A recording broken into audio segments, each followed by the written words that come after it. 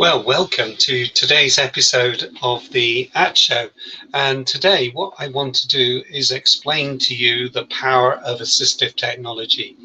In my career, I've helped numerous children in education, but also latterly lots of adults to achieve something they had difficulty achieving due to disability or problems that they had with their technology in order to make it work properly. So there's been loads and loads of different solutions that have come across. And what I want to do today is just explain some of the things and the cases that I've been involved with and how the solutions have come about. So let's start with one particular lady who had a learning disability living in a residential home, and the need was for her to have a mobile device that she could connect with her relatives in Australia with, as well as her sister could use to help her connect with her favorite TV programs, Casualty and crime programs as well. So the solution that we came up with was a need to have the device clamped so that it would sit on the table and not move. And it was an iPad that we went for, as that gave us the better means. She could access it at the bottom of the screen. So we made sure the apps were at the bottom in the dock. And then she was able to communicate with her sister through Skype. And the final bit of the equation was to actually enable a connection with her large screen TV in her room through a Chromecast device. So we went for that because of costs. An Apple TV can cost anything up to £400, believe it or not. But the actual Chromecast is about 49. So it's a huge difference in price. The clamp had to be imported from America, but it works on a suction principle and locks into position. So this particular person then was able to connect with her relatives at a specified time with the help of the staff. And training was key. We spent time showing those staff how to use it. And then there's a long-standing problem that we're still working on at the moment. It's a blind lady who suffers with loss of hand function. So she is unable to use a keyboard, which is pretty critical for all kinds of access for a blind person, as they use their keyboards really effectively.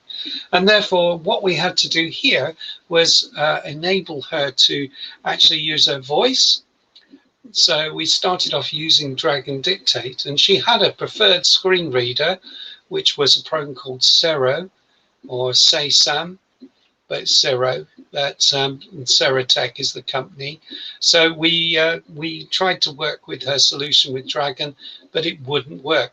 Both these products are American, so it was quite a surprise to find that they didn't talk to each other, but they didn't.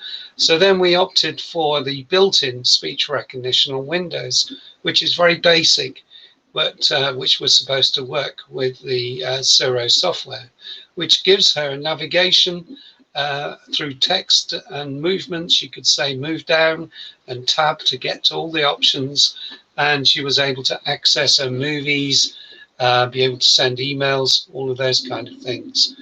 Now the problem is trying to get the internet to work with it, because as soon as we try to connect with the internet, the screen reader falls down and immediately stops working.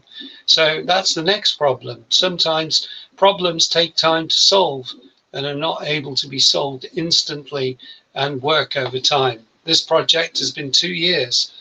What she actually needs, and if anybody has actually got any thoughts about this, I'd love to hear from you, is to actually have a speech-made device. So the whole thing responds to speech and enables her to send emails and to be able to send out messages to people that she knows, and be able to communicate through video, through Zoom or something similar.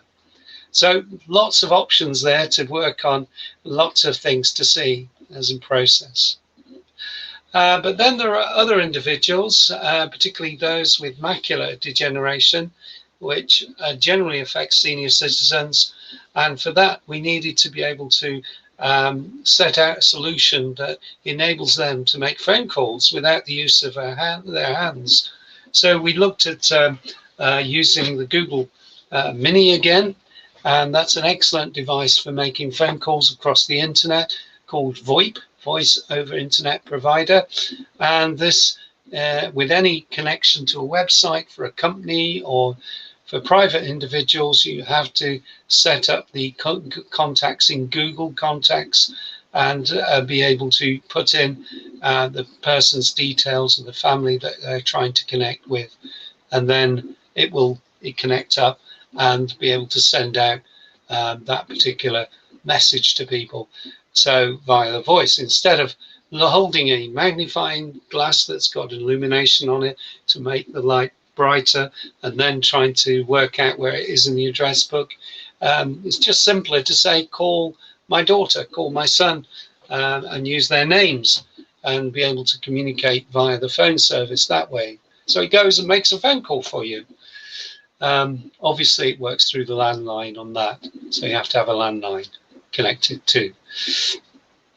And then I had other people where they wanted to connect up light bulbs, and we used the Google Mini for that, as well as the Alexa device, so that it would control lighting systems and heaters and all kinds of devices, which actually requires some setting up through the app. We found generally that any additional device, particularly to the Alexa, best to set it up on the app and be able to enable that to do the work that you require to set up an external plug.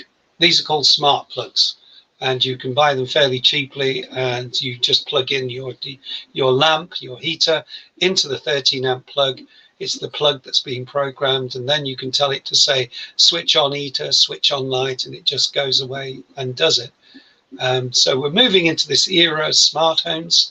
We're aware of Hive systems, which you can set up through your mobile to enable you to have heating systems. But imagine if you can't physically press a wall switch, or to be able to actually turn on a dial or a heater, then these electronic means are wonderful for giving people access to their homes.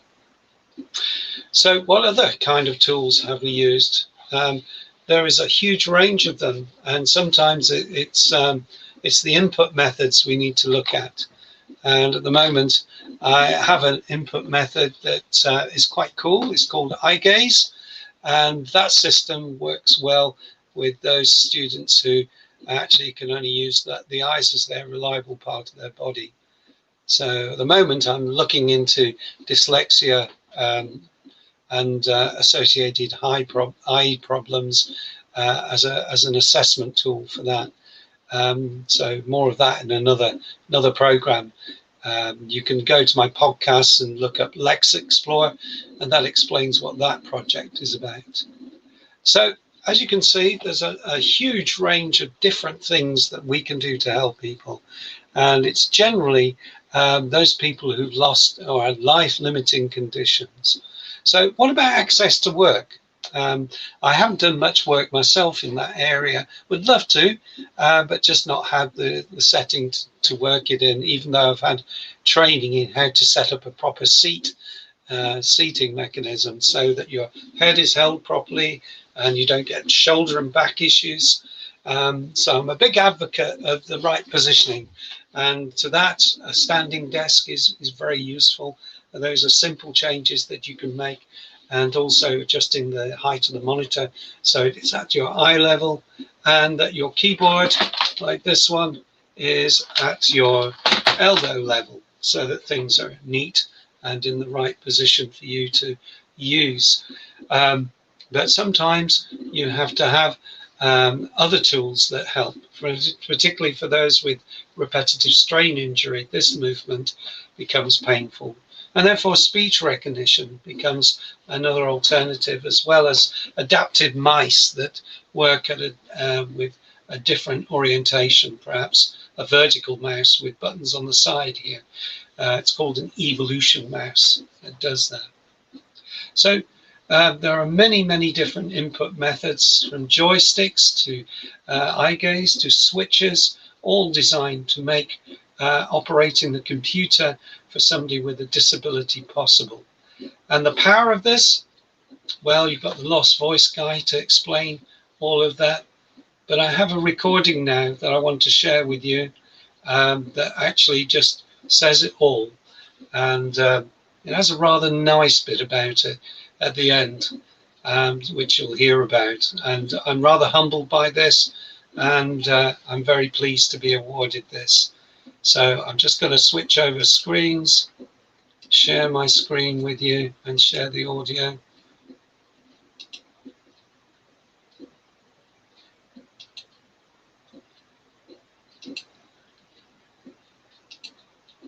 Here we go.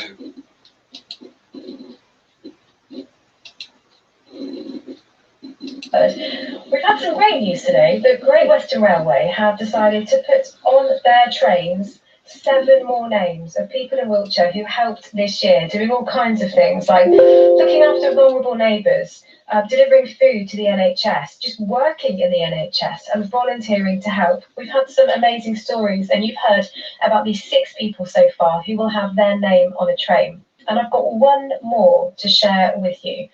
Now, Sandra Marchant in Melksham nominated a man from her local church for some wider recognition. His name is Miles Pilling. During lockdown, he was helping people get onto video calls and helping them stay in touch with loved ones. The impact that Miles had on Sandra was amazing. Here's her story. And Miles was able to talk me through it, to get me when I was stuck. He would pedal around on his bike and sort it out for me and for others as well. And on the last day that he was ill, we were able to Skype the care home, and I saw my husband just before he died. So that was wonderful. Oh yeah. Without that, I wouldn't have been able to do it. So Miles has been amazing with help, and I know for lots of others as well, but particularly for me in that situation. That was wonderful. It sounds like such a simple thing, teaching you how to use Skype, but for you, that was life-changing. Yes, it was, yeah, to see him, you know, otherwise we couldn't get there, and the family wouldn't have been able to get there. So that was great to be able to do that. So I thank Miles so much for all he's done. That's Sandra in Melksham. I've called Miles to break the news to him that he would have his name on a train. Here's what happened. Hello, Miles Page speaking. Oh, hi there, Miles. Sorry to disturb you. This is Marie at BBC Radio Wiltshire. Oh, hello, Marie. Hello. Obviously, you were nominated as part of our Make a Difference Superstars because of the work that you did to help them get on to FaceTime and to speak with their relatives. I can tell you that you will have your name on a high-speed train. Really? Yeah. Wow. Yeah. My goodness me. My name on a high-speed train. Oh, that's wonderful. We were so taken by the impact that you had, obviously, on one particular family. You didn't have to do what you did, and you did it anyway, and it was very special. Well, you know what was really special is to actually have that name of the train for the person who died. Well, Richard is the person that Sandra, who's involved in the story, I put him in contact the day before he died, because that was the last time she was able to see him. So it was the technology connecting him to at least see him. We knew things weren't going to work out well for him because he was really almost unconscious at the time because of the COVID. So it was really quite a moving thing. Now, he's always loved trains. He's travelled across the world with his life looking at trains. He's a real train bird. And I think having the circumstance of dying in an old folks' home, actually quite alone, to have something like that going by in this way is probably the most fitting tribute to someone like him. He was a marvellous man. He was not in music. He was well known in the area for his teaching skills, and he helped a lot of people. His wife Sandra would be so touched if you were able to do that. That would be fantastic. So we checked with Sandra, and she is really excited about this as well. So Miles has asked that Richard's name is on the train in his memory. So it'll be Miles Pilling and Richard Marchant in Melksham, their names shared for everyone to see. Thank you for all of your nominations for Make a Difference Superstars. How wonderful is that? Right, bring out the... Well, what do you say after that? That shows the power of AT to be able to meet those needs in that particular way. I don't know if you caught that, but we are able to connect this particular person with her husband on the day he passed away. I know I said the following day, actually it was the day he passed away. And when you haven't seen somebody for a long time, your partner, that is a hugely significant event, and without technology that would not have happened. So the power of AT is to bring people together and to enable them to do things that they couldn't do before, and to enable them to do the things that they could do before as well. I'm thinking of another lady, and I'll end with this story, in that she's an author and she wants to complete her book, but her eyesight has got so bad that we had to use, again, a technology. So we invested in an iPad Pro, she invested in one, and she also uses a device called an Orcam, which fixes to her glasses and it reads what's in front of her. The iPad was used for putting words in, but also hearing them read back to her. And because the text could be made larger, she was able to do that. So that's a process now which is in play.